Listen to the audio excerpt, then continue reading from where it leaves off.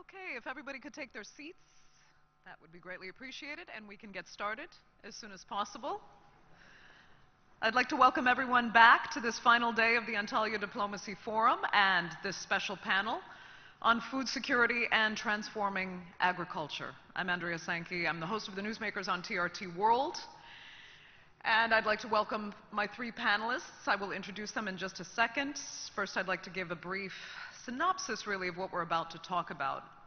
Because if anyone thought that the last few years were kind of the ultimate test for this generation of our global community, they're probably going to have to think again.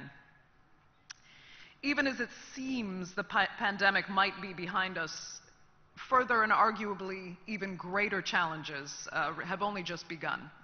With the conflict between Russia and Ukraine now expected to worsen, crucial energy and food supplies are now at risk. You know, through the 2030 Agenda for Sustainable Development, we as a global community had committed to ending hunger, ending food insecurity, and all forms of malnutrition. That goal of zero hunger, as you know, though, suffered a huge setback with the COVID-19 pandemic, and now there are grave concerns over how food supplies are going to be affected by this conflict in Ukraine. Ukraine is, of course, one of the world's biggest grain exporters, and it's looking increasingly likely that it will not be able to harvest its wheat crop this year. Plus, of course, the climate change issue. Extreme weather conditions are affecting agricultural production around the world, and its severity and its unpredictability could mean numerous disruptions to food production and to food distribution. So, how can we better deal with the challenges to our global food supply chain? Are there ways actually to preempt disruptions? Could perhaps digitalization and technology offer solutions and a way to engineer our way out of potential famine, as we did in agricultural revolutions before? And if we don't find a way, what will be the consequences? Well, let's see if we can answer some of those challenging questions. So here with me now to discuss food security and transforming agriculture, we have Fikrim Damka. He is the Minister of Regional Development of the Republic of Kosovo. Salman, a warm welcome. Salman Al-Farisi is the Secretary General of the Indian Ocean Rim Association. And Dr. David Musabayana is the Deputy Minister of Foreign Affairs and International Trade of Zimbabwe. So great to have all three of you with us. And now the three of you are from entirely different regions of the world, but each of you has been carefully considering the challenges to your population's food security. So let's start with that. Tell us what you're up against right now, and we'll start with Kosovo. What you're up against in trying to ensure that your citizens are food secure. Thank you, Mrs. Andrea. Teşekkür ederim. Konuşmama Türkçe devam edeceğim. Tabii gıda güvenliği veya tarımda dijital dönüşüme yönelik şu anda sadece Avrupa'nın değil ama dünyanın gündemine oturmuş ve çözülmesi gereken en önemli konulardan bir tanesi. Bunun çözülmesi için tabii ki adım atacak olan gelişmiş ülkeler olacaktır. Bir tanım var. Şöyle dünya 1996'da yapılan bir dünya forumu, gıda forumunda şöyle diyor. Gıda güvenliği tüm insanların aktif ve sağlıklı bir yaşam için beslenme ihtiyaçlarını ve beslenme tercihlerini karşılayan yeterli, güvenli ve besleyici gıdaya her zaman, bunun altını çizmek istiyorum, fiziksel ve ekonomik erişimi olduğunda ortaya çıkar. Yani bu tanımda şu en önemli husus bence. Fiziksel ve ekonomik erişim. Bu iki kelime aslında dünyada gıda güvenliği veya gıdadaki erişim noktasının önemli olduğunu ve bunu 96'da tanımlıyorlar ve hala günümüzde 2022'deyiz. Hala gıdadaki, dünyadaki erişim konusunu hem fiziksel olarak hem de ekonomik olarak ulaşamadığımızı görüyorum. Yani bunu pandemide de gördük. Ama pandemiden önce iklim değişiklikleri, çevre kirlilikleri vesaire etki ettiği bir gıdadaki bir güvensizlik var. Gıdadaki hem güvensizlik ama benim düşünceme göre belki dünyada öncelik olarak ki 96'da bunu tanımlamışlar ama ulaşımı fiziksel olarak gıdaya ulaşma imkanımız var mı? Varsa da ekonomik olarak alım gücümüz nerede? Yani belki buna odaklanmamız gerekiyor. Bugün hanımefendinin de ifade ettiği gibi yani bugün Ukrayna'da bile bir savaşın Avrupa'nın çok ülkesindeki gıdadaki yetersizliği, gıda üretimindeki yetersizliği ortaya koydu. 2 yıldır Covid'le mücadele ederken de gıdadaki eksikliklerin veya her ülke kendi kapasiteleri içerisine aldığında, kapattığında gelişmemiş olan ülkelerdeki sıkıntılar hemen ortaya çıktı. Ortaya beliriverdi. Yani bunun önüne geçmek için belki eşit şekilde veya adaletli bir dağılımın her yönlü olması gerekir. Bunu en fazla gıdada hissediyoruz. Çünkü günlük yaşamımızda, günlük hayatımızda en fazla ihtiyaç duyduğumuz şey bu. Dolayısıyla bu tür gıda yetersizliği belki bütün dünyadaki olumsuzlukları da ortaya çıkartıyor. Aslında gıda güvenliği tarladan, bahçeden, soframıza kadar gıdanın güvenli bir şekilde, yani gıdaya güvenerek, öyle söyleyeyim, almış olduğumuz sağlıklı yaşam için gerekli olan besin kaynağı. Ama bunu gördüğümüz ülkeler neler? Gelişmiş ülkeler. Yani gelişmiş ülkelerde bunu ön planda olduğunu ve tuttuğunu görebiliyoruz. Gelişmekte olan ülkelerdeki üretim dahil gelişmiş ülkelere giderken belirli bir standart seviyesinde gidiyor. Yani belirli bir standartizasyon içerisinde gidiyor. Dolayısıyla 2 veya 3 tabaka oluşuyor ister istemez dünyaya baktığımızda. Yani ben mesela Avrupa penceresinden konuşuyorum arkadaşlar. Değişik kıtalar için konuşacak ama Avrupa'da bile, Avrupa içerisindeki bile, yani Kosova veya Balkanlar ülkelerine baktığımızda bile hala gıda güvenliğinde bir sıkıntı yaşadığımızı görüyorum. Hala yeteri kadar bir kontrolün olmadığını, çünkü kontrolü sadece gıdanın oluştuğunda değil, gıdanın oluşum süreçlerinde de bu kontrolde eksik kalındığını görebiliyorum. Bunu belki gelişmiş ülkeler gübre kullanımından toprak analizlerine kadar her şeyi ön planda götürerek gıda güvenliğini sağlıyor ama hala Avrupa içerisinde Balkan ülkelerinde bile buna erişimin hala olmadığını görmek üzücü. Tabii ki bunun için her ülke kendi kapasitesi içerisinde çalışması gerekir ama bu yetmiyor. Çünkü her ülkenin de gıdaya göre üretimi elverişli olmayabilir. Dolayısıyla her ülke içerisindeki ve ülkeler arasındaki bu alışverişin bir güvenilir kaynağa dayandırılarak yapılması bence önümüzdeki süreçte önem arz edecektir.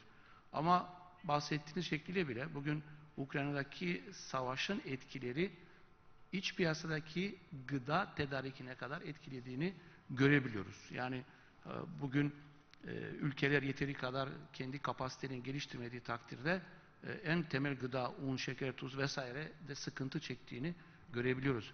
Ve bu savaş paniği de eklendiğinde gıdadaki bu istikrarsızlık ister istemez ortaya hemen çıkıyor. Indeed. I'd like to pick up on some of the points you made in just a minute, but first I'd like to get the perspective of the Indian Ocean region from Salman Al-Farisi.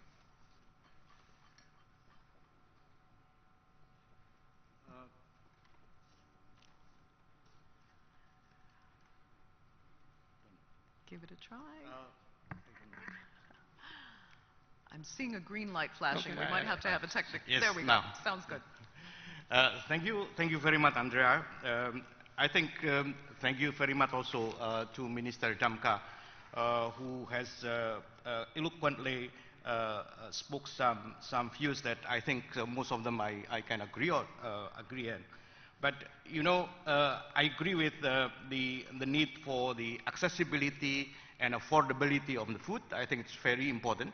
So it means that we need to take into consideration on the skewing of the supply, and then we have also to have appropriate means of transportation to distribute the food to different part of the world.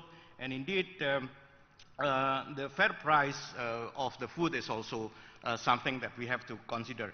But the challenge would be still quite huge. In the, over the coming decades, changing climate, growing global population, and then rising food prices and environment stresses will have a significant uncertain impact to the food security indeed. That's why I think food security is also a part of the adaptation to the climate change as well. Adaptation strategies and policy responses to global change, including option for handling water allocation, land use pattern, food trade, post-harvest food processing, as well as the food price and safety, as I said earlier, are urgently needed. Not to mention about the capacity of some developing countries, especially for the small island developing countries. Even sometimes their economic of scale is not quite fit with the fast production of food for their own purpose. At a time when the world population is growing and the availability of new arable land is shrinking, ensuring food and nutrition security in our greatest development challenge, and one that we must not to fail. But in our view, that food security is much more than an agriculture issue. It deserves action across government, from trade to competitiveness, to social protection, nutrition, and as well as the environmental action.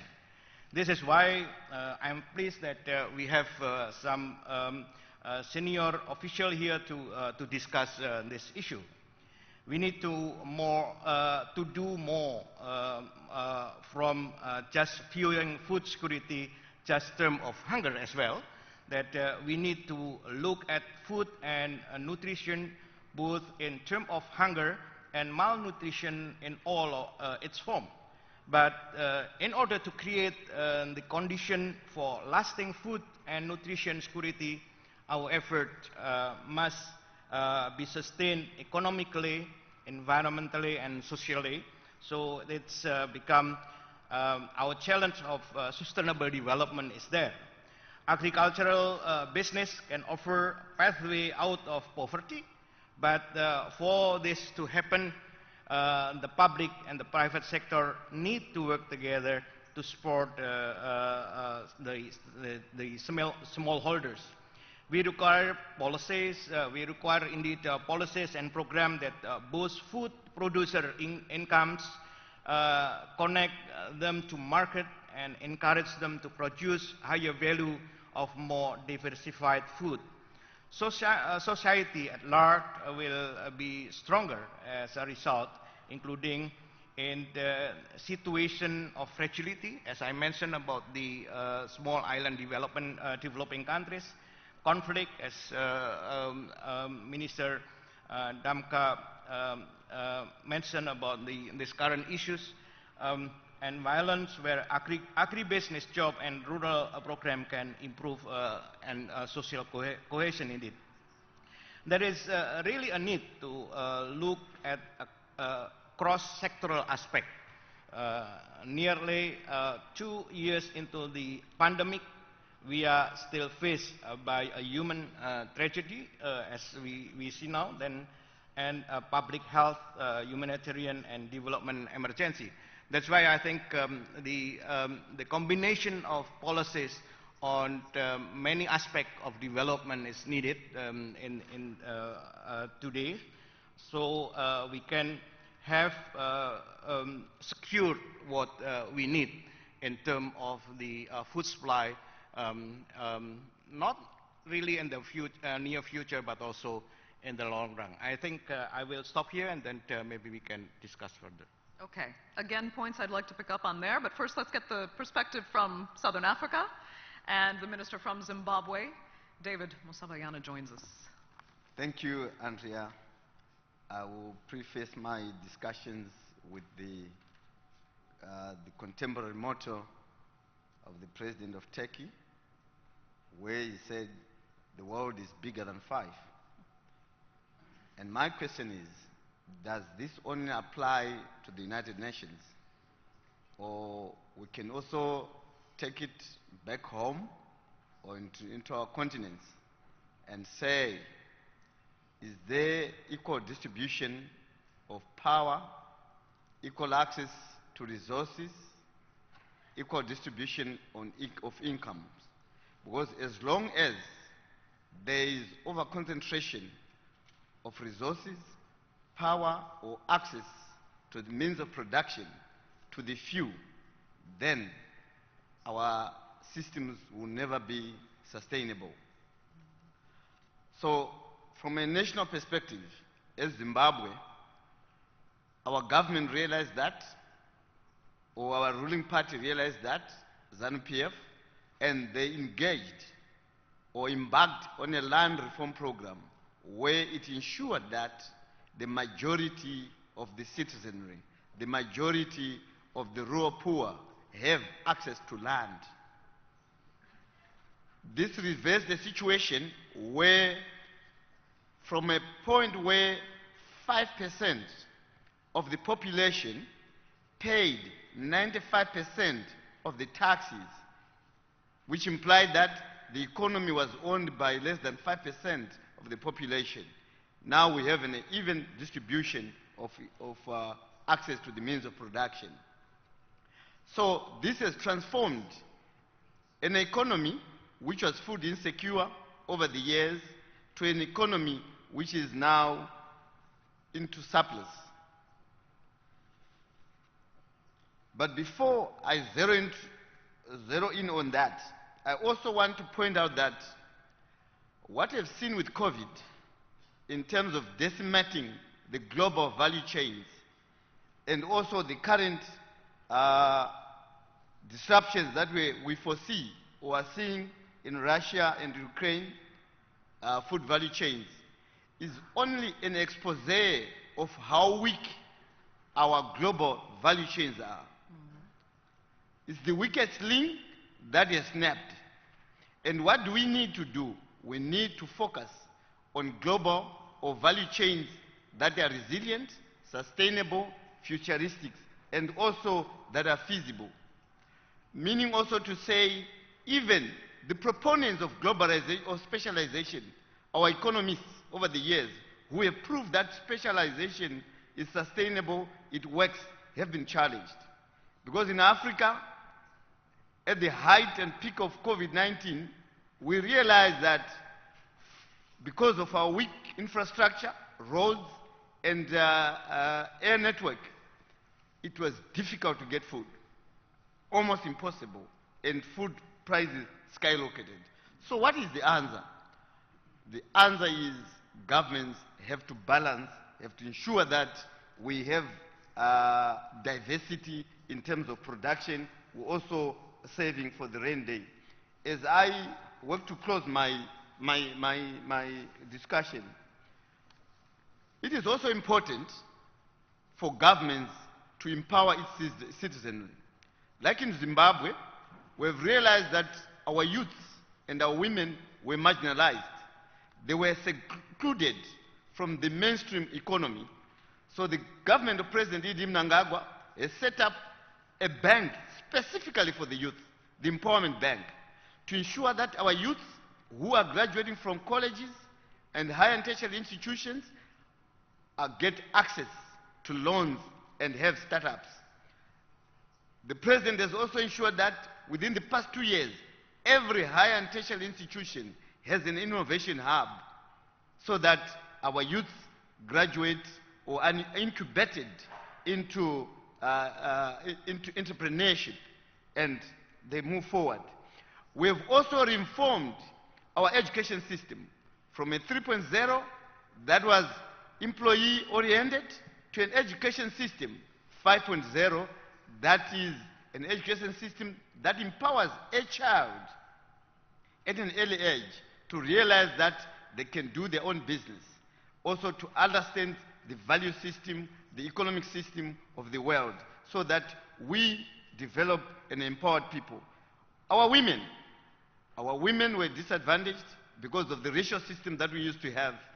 With the government has also set up a bank specifically for the women so that they have easier access and less restrictions when it comes to accessing those loans.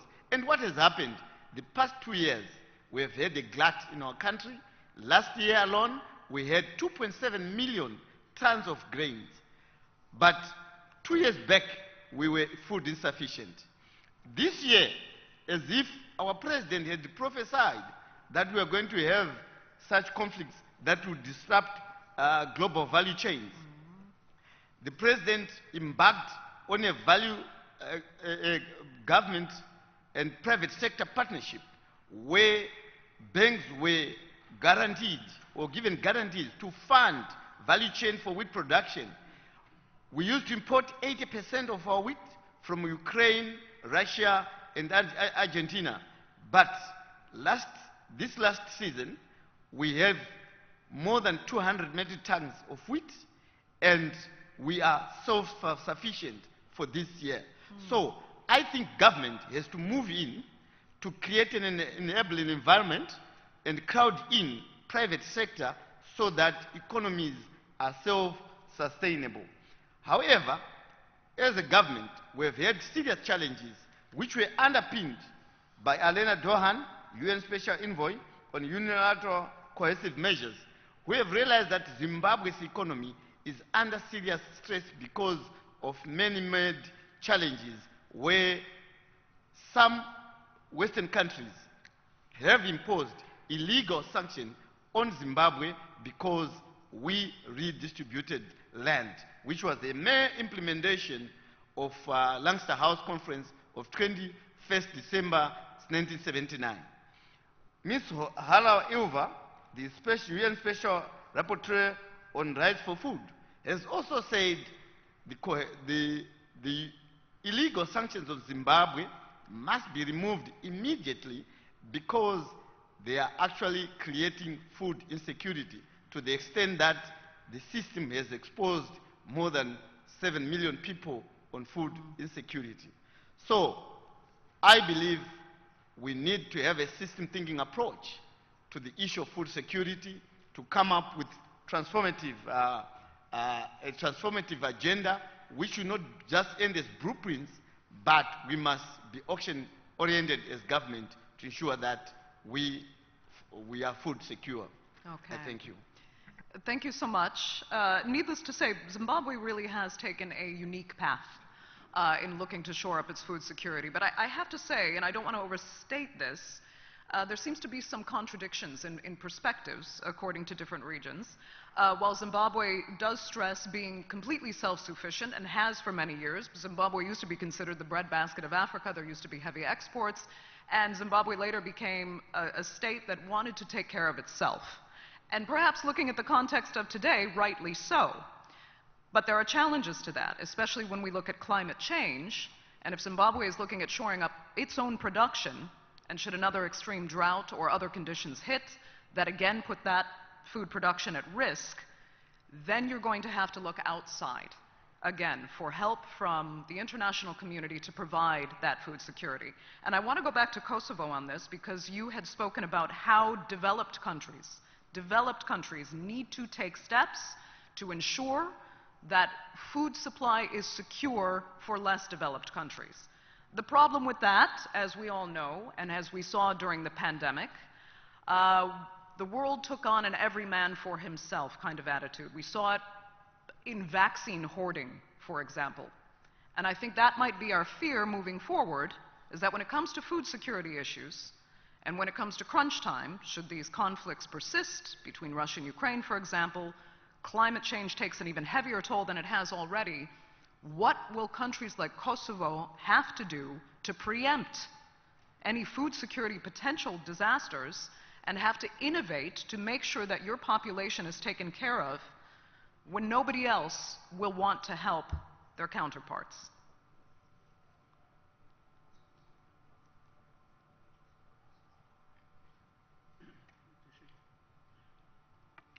Teşekkür ederim. Aslında bir atasözü var zannedersem. Bir musibet bir nasihatten bedeldir. Bazen bir musibet başımıza geldiğinde buradan ders çıkarmaya çalışırız. Yani bu her ülke için geçerli, Kosova için de geçerli. Aslında Kosova genç bir ülke olması sebebiyle yani 14. bağımsızlık yılını 17 Şubat'ta kutladık. Dolayısıyla biz yeni bir ülke olduğumuz için yeniden tarımdaki reformları, tarım arazilerin yeniden teknolojiyle buluşturulması ve üretime dönük subvanse edeceğimiz temel gıdalar üzerine hükümet olarak duruyoruz. Ve her geçen yıl tarım bütçesini 2'şer kat arttırarak yeterlilik, yani Kosova'daki nüfusumuza yeterli seviyede gıda tedarikinin sağlanmasını amaçlıyoruz. Tabii ki Kosova küçük bir ülke ve birçok ülkeyle sınır olan ama işte eski Yugoslavya'da tek bir ülke olması akabıyla bu ülkeler şimdi eski cumhuriyetler birbiriyle bağlı ve birbiriyle alışveriş yapan ülkelerdi. Bölgelerdi daha doğrusu. Şimdi ise ülkeler. Bizim ortak pazar dediğimiz SEFTA üyesiyiz. Dolayısıyla pazar içerisinde, yani küçük ülke olma akabıyla birbirimize bağlı olmamız sebebiyle gümrüksüz bir tedarik zincirimiz mevcut. Fakat söylediğiniz şekliyle pandemide ilaç bile verilmez iken bir ülke başka bir ülkeye gıdayı hiç vermedi. Dolayısıyla şunu ortaya çıkardı. Her ülke kendi geleceğini gıda üzerine düşünmek zorunda. Bunu yapması için de tarıma yönelmek zorunda. Tarıma yönelmek için de, ki genç nüfus buna sıcak bakmıyor, genç nüfusu teşvik etmek lazım. Yani maalesef tarım arazilerinin kötü yönetiminden ve tarım işiyle, hayvancılık ve tarım işiyle genç nüfusun ilgisinin olmayışından bu sürdürülebilir bir tarım kalkınmasının olmadığını ortaya çıkartıyor. Bunu düşünmeye bizi itti. Dolayısıyla Zimbabwe'nin Dışişleri Bakanı dediği gibi startup dediğimiz veya kendi işletmelerini yaratacak hem teknolojik alanda hem de tarımsal alanda gençlerimizin bunun teşvik edilmesi gerekiyor. Yani tarımda bunun ileriye doğru taşınması için teşvik edilmesi gerekiyor ama gelişmiş ülkelerin gelişmekte olan ülkelere bazen ihtiyaç duyduğunu da görebiliyoruz. Bugün Ukrayna, Avrupa'nın veya işte Afrika'nın veya bizim belirli gıdalarda ambarı olduğunu veya GDO'dan arındırılmış bir şekilde Bulgaristan'daki piyasaların veya tarım arazilerinin Avrupa tarafından subvanse edildiği ve kullanıldığını göz önünde bulundurduğumuzda Avrupa'da bile gıdadaki yeterlilik seviyesinin olmadığını görüyoruz. Yani sadece gelişmekte olan ülkelerde değil ama Avrupa'da da genç nüfusun tarımla uğraşmadığı, hayvancılıkla uğraşmadığını istatistikler gösteriyor. Dolayısıyla bunu telafi edecek, teknolojik destekle telafi edilecek bir gıda üretimi var, bir tarımsal üretim var. Aslında belki bu pandemi de maalesef ortaya çıktı. Küçük tarımsal işletmelerin piyasada yer alamadığını ve işçi ve insan kısıtlamaların olduğu süreç içerisinde tarım işletmelerin kendi pazarını yaratamadığını ve tedarik zincirinde iç piyasada bile eksiklik olduğunu ortaya çıktı. Bunu da ortadan kaldırmak için belki bunun da altyapısını her ülke düşünmesi gerekiyor. Çünkü bu 2 yıl pandemiyle boğuştuk.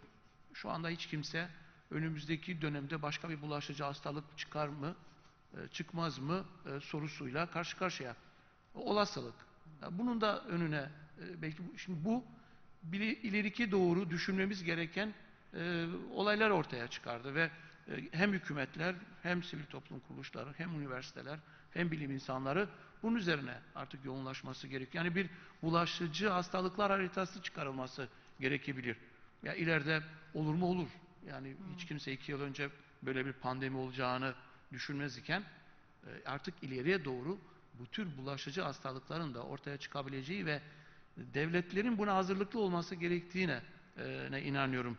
Yani bu hem gıdadaki güvenlik hem gıdanın güvenilirliği hem tedariki açısından hem de yeterlilik açısından. Ben inanıyorum ki ülkeler yeniden bu konuyu kendi ülkeleri içerisinde şekillendirecek, kendine yeterlilik seviyesine ulaşıncaya kadar gıda üretimini ortaya koyması lazım, daha doğrusu düşünmesi lazım. Elbette ki ülkeler birbiriyle gıda üretiminde alışverişini artırması gerekiyor. Bu savaş dahi olsa, pandemi dahi olsa, başka bulaşıcı hastalıklar dahi gelse bile birbiriyle bu gıda alışverişini aksatmaması lazım. Yani zincirin kopmaması gerekiyor. Ama elbette Kosova gibi küçük ülke olmamıza rağmen tarımsal alanlarımızın reform şeklinde ve sübvanse edecek şekilde ileriye doğru hazırladığımızı söyleyebilirim. You made several fantastic points, but one in particular I'm wondering about, and actually I'd like to point this to the Indian Ocean region, because you're looking at a large-scale shift here that might need to take place. Do we actually need to see a global shift toward incentivizing agricultural work? Have we undervalued farming, for example, so much in the past few decades, and now we're seeing that manifest in a dangerous way? And will the Indian Ocean region in particular try to re-incentivize agriculture and also incorporate the technical transition we were talking about, the digitalization perhaps of farming, in order to better coordinate efforts regionally and globally toward food security? Thank you very much, Andrea. I think I can agree both Minister Bramka and Minister Busabayana when he talked about the participation of young generation in the agriculture activities. Yes, I think this is very important. And then, as you mentioned also about the digitalization, then digitalization is part of the answer to address the food security. Just an illustration. I've been in Mauritius. I live there. I've been about 2 months there. What struck me, what surprised me, that the island were surrounded by ocean. We found that the price of fish is very expensive. Yeah, because it is about productivity. It is about distribution. It is about a willingness of the population to produce more for their own purpose. And then and Mauritius is a tourism a country with destination for good destination for tourists. That's why the need for fish is very important for them. And then at the same time, in Indonesia, we find some young generation developing application for the aquaculture. As organization of intergovernmental in nature, I think this is a time for us to pull that capacity to secure the food availability in the region. So I think it's very important. That's why IORA, with the 23 members across from Africa to Australia, and then with the dialogue partners of 10 dialogue partners, I think IORA is very strong because 5 members of the Security Council are part of the family. And that's why I think we can pool the resources, we can pool the capacity to develop our effort for the food security. In IORA, our 6 priority area are on the fisheries management. We also talk about the trade and investment. So trade facilitation is very important. I think the 2 ministers also talk about that. We have in Africa now we have the continental free trade area. In Asia we have so many trade arrangements. If we can not maybe combine, because technically may be very, very difficult, but we can have the synergy of that trade arrangement, then we can facilitate something which is important for the region, I believe. And then we have also talking about the marine safety and security, because we need the means of transportation for the food to come to the population in need of that food indeed. So that's all that we can do as an organization. Indeed, we can facilitate that kind of cooperation. Thank you very much, Andrea. Okay. Minister Musabayana, I'd like to come back to some of the points you made. I mean, Zimbabwe is a country that I must say, unlike many others, holds its land very dear. I'm not sure you're going to face the same challenges as other countries in a youth population that is not interested in farming, because Zimbabweans do, from my experience, do truly love their land and they value farming in a way many of their counterparts do not. Still though, you know, in dealing with instability caused by various factors over the past decades, Zimbabwe has had to manage sometimes very drastic cuts in food production. So I'd like you to tell us how that has been handled, and have you been overall satisfied with Zimbabwe's food security management? Have you learned perhaps some lessons that you'll be able to apply in the future? And you know, what kind of further innovation would you like to see now to make sure that Zimbabwe can be self-sufficient in times of crisis, not just from the outside in, but with climate change domestically? Thank you, Andreas.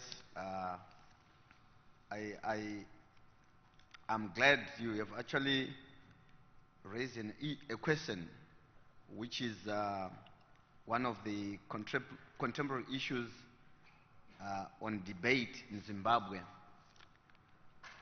In Zimbabwe, like you rightly said, we hold our land dearly, and we've gone through a very successful land reform.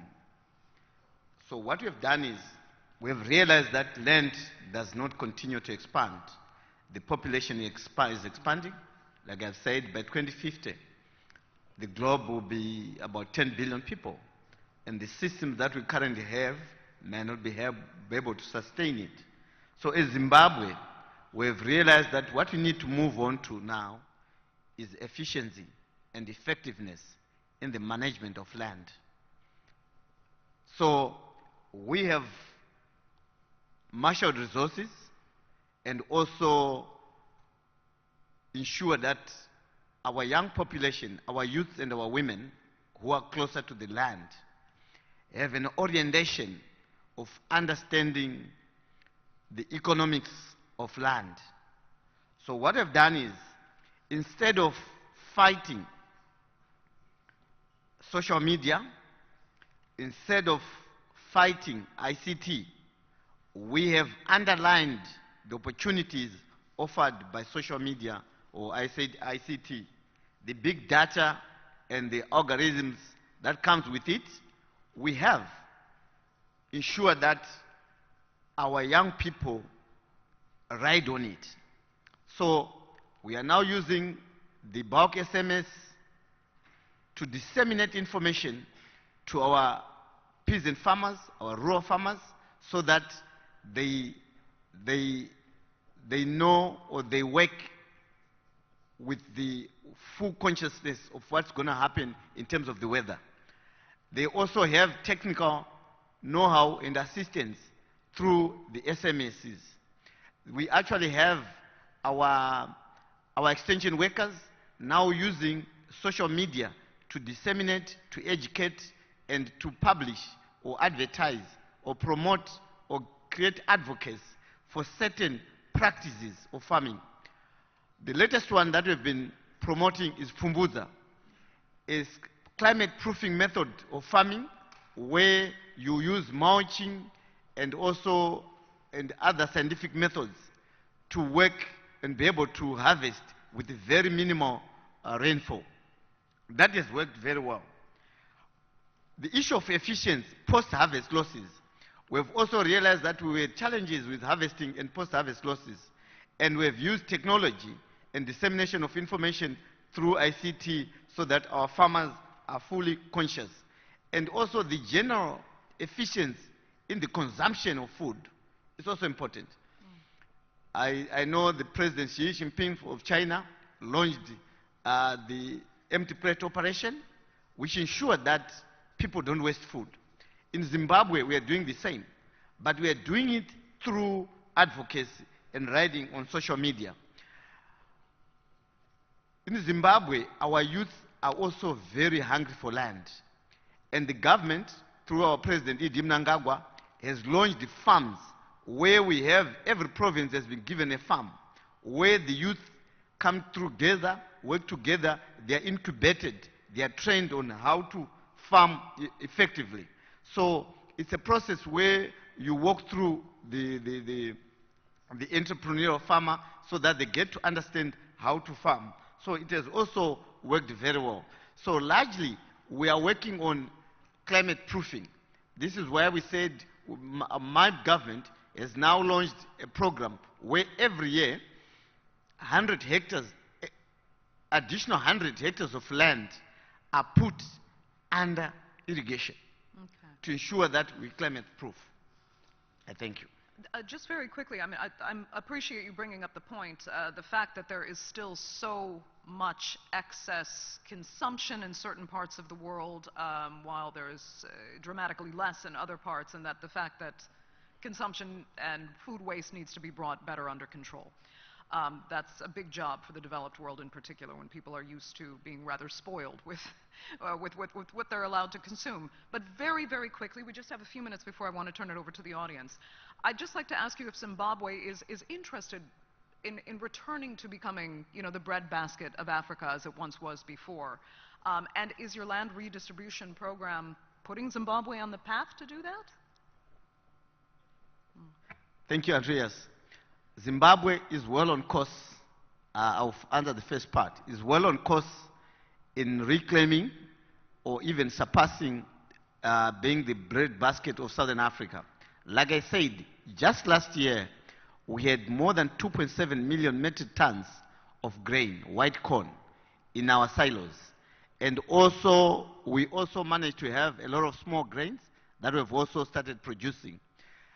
Like I said, in wheat, we also had we are close to self-sufficiency now. Meaning to say, with a cumulative effect, the next 2-3 seasons, all things being equal, we should be able to start to export grain. It's just that this year, we're working on our strategic grain. But going further, in terms of the land reform, it was a huge success. Why I say our land reform program was a huge success is because if we look at the production levels of 1999, before the land reform, tobacco, for example, in 1999, the production of tobacco, which was the highest export earner then, had 193 million metric tons of flue-cured tobacco. But last year, or the last 3 seasons, we have been surpassing 240 million metric tons. At its lowest, in 2009, we had 57 million metric tons. And everyone now saying Zimbabwe's land reform has failed. But we managed to reorganize, re-engineer, and rethink the process and create new markets. Now we are more than 240 million metric tons per annum. So the same has happened to our floriculture and also our horticulture. You go through the Dubai's, most of the blueberries that you find there are now from Zimbabwe. Go to Netherlands. They are now importing most of our avocado pears. We have, last week, a few weeks ago, we have managed to break into the Chinese market where we are going to be selling our citrus. We had challenges the cold chain. We put it in place. Now we'll be exporting our citrus crops. So in terms of the land reform, it's a huge success. The challenge that we have now is almost everyone in Zimbabwe wants to be a farmer. Even our diasporans, they want to be farmers.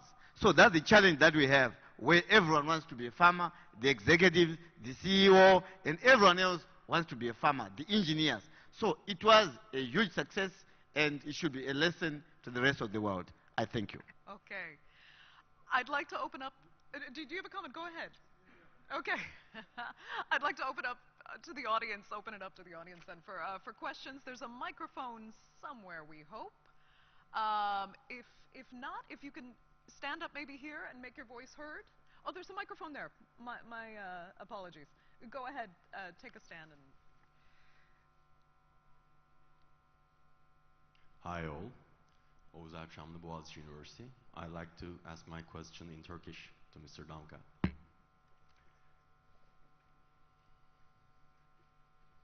Hoş geldiniz. Öncelikle tarım deyince tabii tek bir tarım yok. Hayvancılık var, bitkisel tarım var. Özellikle hayvancılığa baktığımızda büyük bir alan kaybı, su kaybı, aslında daha verimli kullanılabilecek, bitkisel tarımda daha verimli kullanabilecek, yani birim alanda ve birim kişiye daha fazla kalori düşürebilecek bir pratik geliştirebiliriz. Şu anda da hayvansal ürünlerin tüketimine bakarsak, et özellikle, Avrupa'nın, ABD'nin, Latin Amerika ülkelerinin ve Avustralya'nın çok tükettiğini, Afrika'nın ve Asya ülkelerinin ise neredeyse hiç tüketmediğini görüyoruz. Yani aslında et ürünleri ve hayvancılık ürünleri zaten halihazırda ayrıcalıklı kişilerin alabildiği ve herkesin ulaşamadığı gıdalar olmuş durumda. Burada da bir gıda adaletsizliği mevcut. Aynı zamanda dediğim gibi hayvancılığın sürdürülebilirlik problemi de var. Siz küçük, yani yüz ölçümü olarak ve kaynakları olarak, görece olarak küçük bir ülkenin vatandaşı olarak diyeyim, bireysel, ulusal ve bölgesel olarak daha bitki bazlı bir diyete geçiş, böyle bir pratiğe geçiş vizyonunuz ve düşünceniz var mı? Teşekkür ederim. Great question. Çok teşekkür ederim. Bu alışkanlıklarla alakalı. Yani insanları eğer yıllarca belirli bir alışkanlıkta yeme modeli var ise bunu değiştirmek biraz zor oluyor. Belki genç nesil üzerine belki çalışılabilir bu konuda ama dediğim şekilde insanların bir yemek alışkanlıkları var ve o yeme alışkanlıkları elbette ki o ülkedeki ürünlerle alakalıdır. Yani hayvancılığın çok az gelişmiş olan bir yerde çok et tüketimini beklemek mümkün değildir. Veya tam tersi olabilir. Çok tahıl üretilen bir ülkede çok hayvancılık ya da et tüketimini beklemek doğal değil. O bölgedeki hayvancılığın çok gelişmiş olması sebebiyledir bu. Ve bunu değiştirmeye yönelik belki zaman alacaktır. Elbette ki bu konu üzerine çalışmalar var ama tahıl üretimiyle ilgili de arazilerin ve iklim şartlarına bakmak lazım. Yani bizim için bu elverişli mi?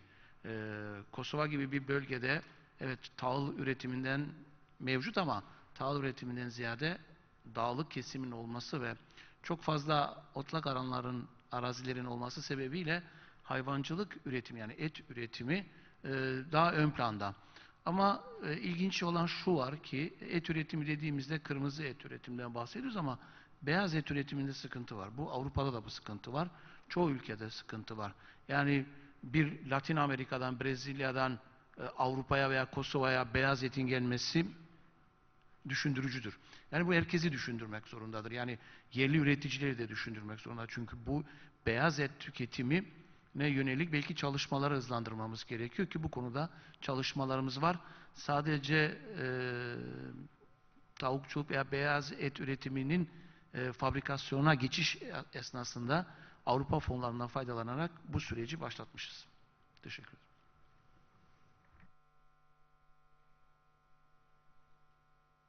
My apologies. Next question. Walk on up to the microphone, and we'll take people one at a time. So you can speed up there as eager as you might be, and we'll try to get everyone's questions in. Yeah, do stand behind each other, and then we can make sure everyone gets their turn. Great. Go ahead. Okay. Hello, my name is Defne Seymen. I'm from Özyeğin University, and I would like to address my question to David Musabayana. My question is, you have mentioned some of the challenges that you faced, like the infrastructure. And I wonder, do you believe that it is also the rest of the world's responsibility to help such countries to develop their infrastructure and make the food secure? Or would you consider such an aid as intervention, and would you consider it as a form of imperialism? Thank you. Thank you.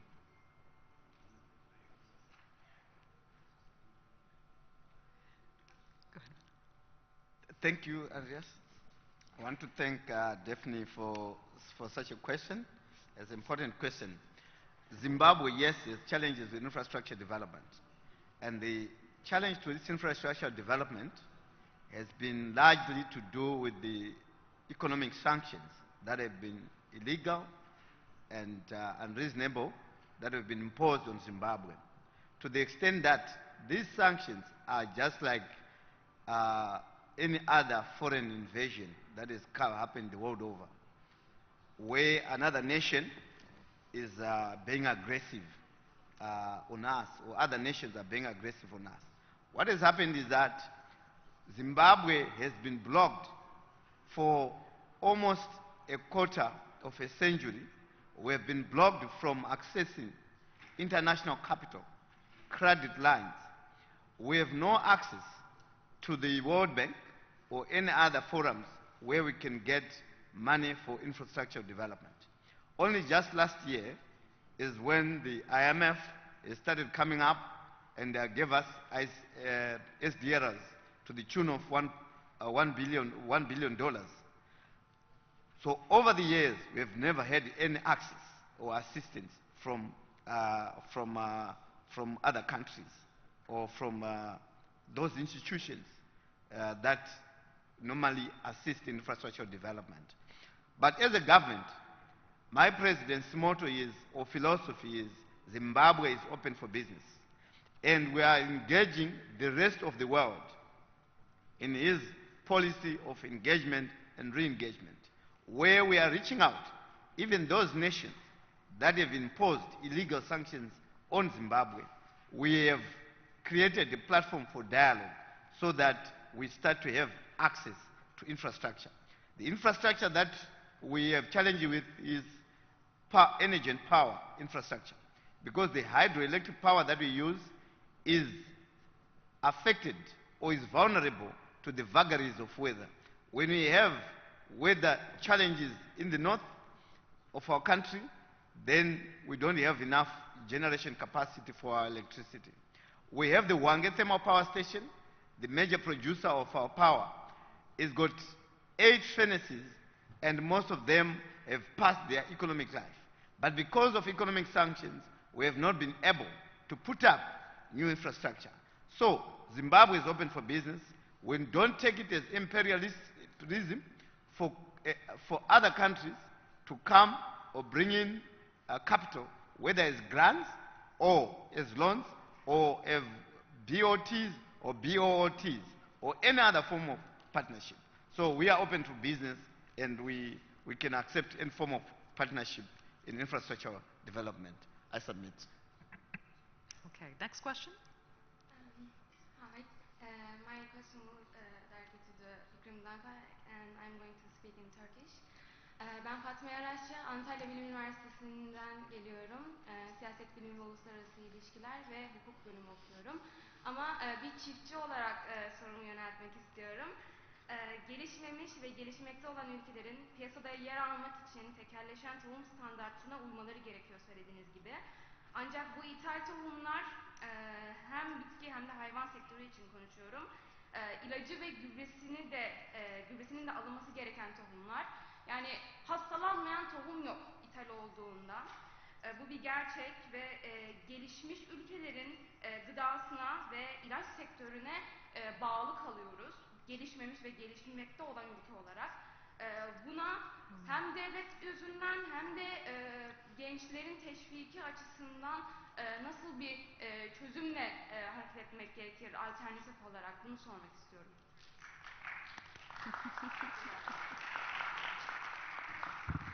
Çok teşekkür ederim Fatma Hanım. Gerçekten güzel hem siyaset okuyup hem de çiftçiyle uğraşmak, yani tarımla uğraşmak. Bizim umut gençlerin artık bu alana yönelmesi gerektiğine işaret ediyorsunuz. Sizi tebrik ediyorum. Tabii aslında bugün dünyada gıda problemi var ise bu bazı ülkelerin bencil davranmasından geliyor. Özellikle gelişmiş ülkelerin bencil hareketlerinden ortaya çıkıyor.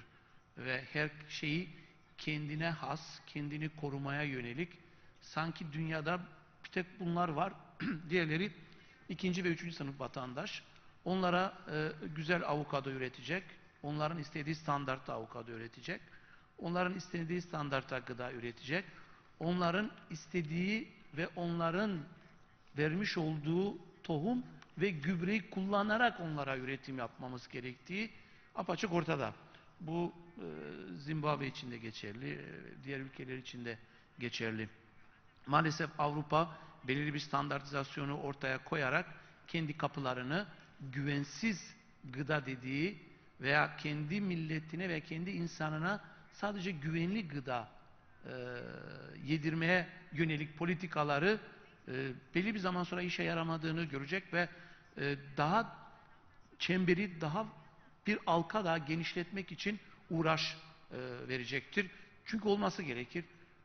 Belirli bir zaman sonra artık bu üretime erişmesi onların da olmayacaktır. Çünkü kendi üretiminden ziyade düşük maliyetli ülkelerde üretim yaparak yüksek maliyetli fiyatlar şirketler satmayı hedefliyorlar. Bunun önüne geçmek için herkes kendi tohumunu yetiştirmek zorunda. Zor bir iş. Buna asla ve asla İsrail gibi ülke müsaade etmeyecektir. Başka ülkeler de müsaade etmeyecektir. Bugün herhangi bir domates tohumunu almaya kalksanız inanın 1 kilo altından daha pahalı. Çok daha pahalı ve bir kere üretiyorsunuz. Bir kere kullanabiliyorsunuz. Bunu bir kez daha tohum geliştirmek, kendinizin bunu geliştirmeniz imkansız. Öyle geliştirmiş ki sadece tek bir seferlik kullanabiliyorsunuz. Bunu iyi, kaliteli bir ürün elde etmenin için de yine aynı ülkenin veya gelişmiş ülkelerin de ilacını kullanmak zorundasınız. Aksi takdirde tohum bir işe yaramıyor. Yani bu sektör aslında biz fiiliyatta ülkeleri fiziksel olarak işgal etmese de yani bir tür sömürgecilik var aslında.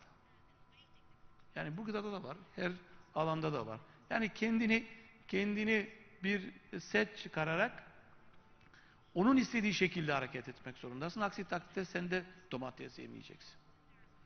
Yapmamız gereken, eminim ki Türkiye bunu yapıyor ama bizlerin de yapmamız gereken kendi tohumumuzu geliştirmemiz gerekiyor. Kendi gübremizi de geliştirmemiz gerekiyor. Ne zamana kadar? Hızlı hareket etmemiz gerekiyor. Çünkü toprak zaten zehirleniyor. Toprak bu gübreye alıştıktan sonra sen istediğin kadar tohum yetiştir, istediğin kadar gübre yetiştir, verim alamayacaksın. Verim almadığın yerde zaten geleceği de yok. Teşekkür ederim.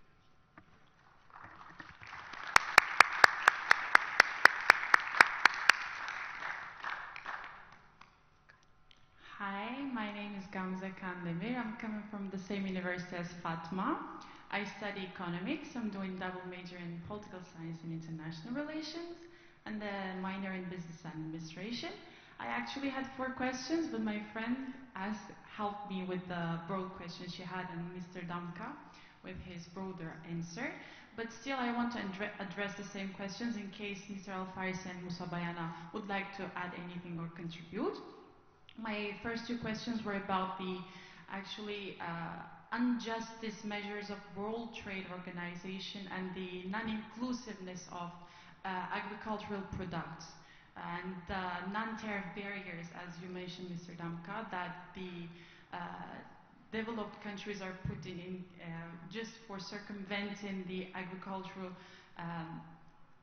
the countries that are mainly generating their GDP from agricultural products to have such non-barrier, non-tariff barrier clashes or challenges.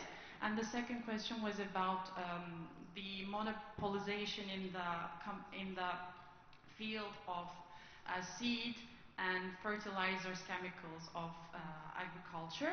So even after the Green Revolution, we saw that actually after mass production and unconscious production, our soils have been, as you said, poisoned. Because even from the case of my mom's village, there was an American investor in the year of 90s who came just with the fertilizers and unconsciously, because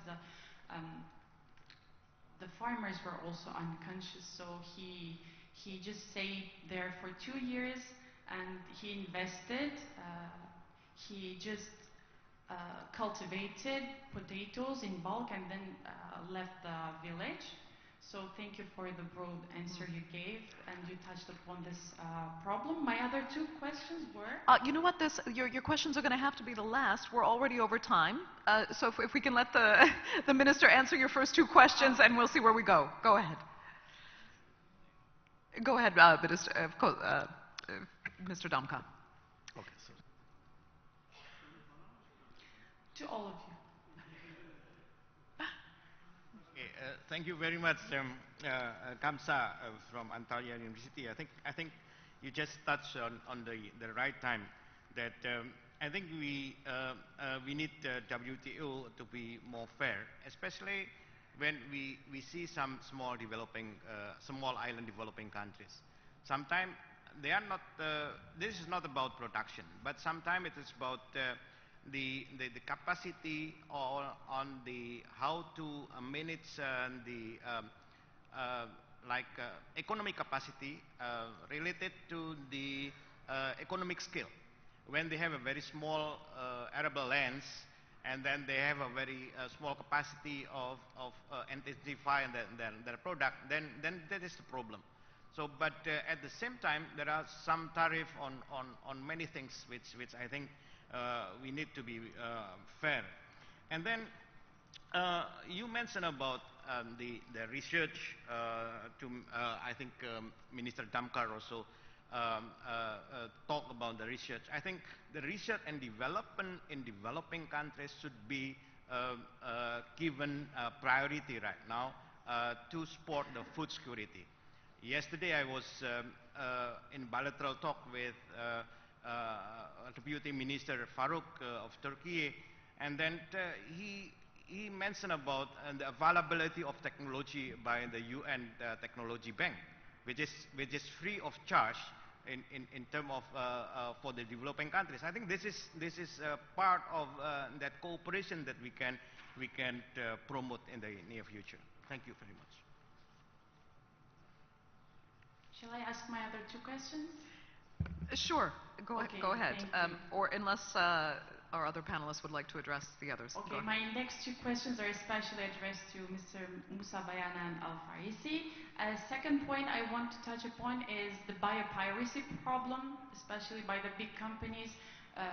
For instance, I read a book of Vandana Shiva. She's really combating with this issue.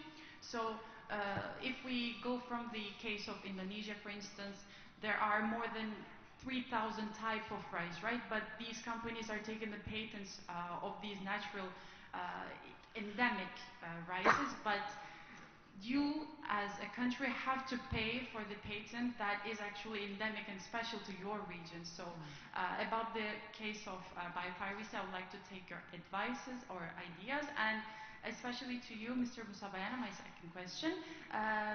We talked about the land redistribution applications in your country, and Ms. Andrea has stated that your country's people love their land, so you don't have this problem. But I believe The challenge of this decade is climate change, because there's increasing climate change migration, especially when the crop yield efficiency is decreasing. So in that case, what is your state agenda and your policy implications to cope with this problem? Thank you. Thank you. I'll start with the last. In our case, like I said, there is so much appetite and hunger for land. Our problem is not people running away from the farms and going away.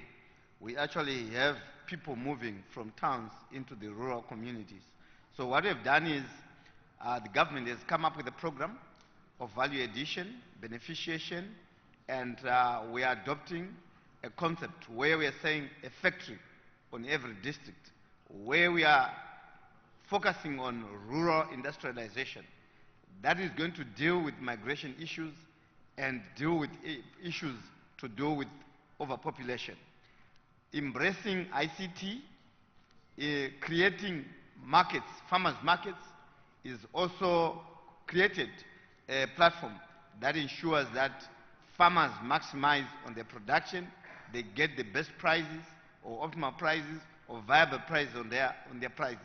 Government has also put in place interventions where they think markets alone cannot stand or may fail. So that is sustained, will sustain us into the future.